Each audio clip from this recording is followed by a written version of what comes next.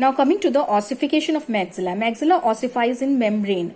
It has three centers of ossification. A single center appears above the canine fossa for the main mass of the body of the bone. The other two centers, this main center, single center appears at the 6th week of intrauterine life. The other two centers appear for premaxilla or os incisivum in the 7th week of intrauterine life. So this premaxilla is a separate entity, separate bony entity which has a separate center of ossification. The maxillary sinus appears as a shallow groove in the 4th month of intrauterine life. The infraorbital nerves and vessels lie in the floor of the orbit in an open groove which is subsequently converted into a bony canal in the anterior part.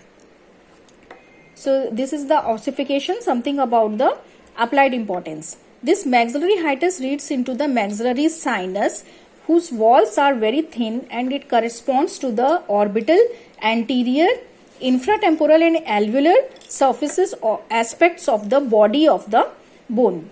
So if a tumor grows inside the maxillary sinus, it may push the floor of the orbit and it displaces the eyeball. It may protrude anteriorly into the cheek, or it may find its way backward into the infratemporal fossa, or it may reach downwards into the mouth. Extraction of the molar tooth may damage the floor of the sinus.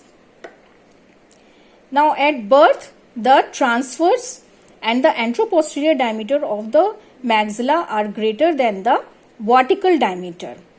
The frontal process is well marked. The maxillary sinus is present as mere as a groove, and the body consists of little more than the alveolar process.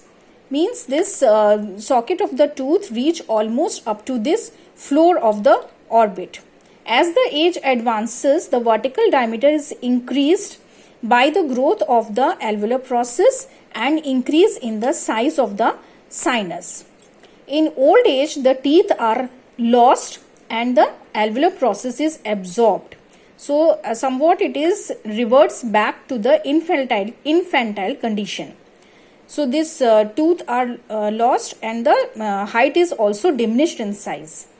These points in the these changes in the bone in the old age are of practical importance in the provision of dentures.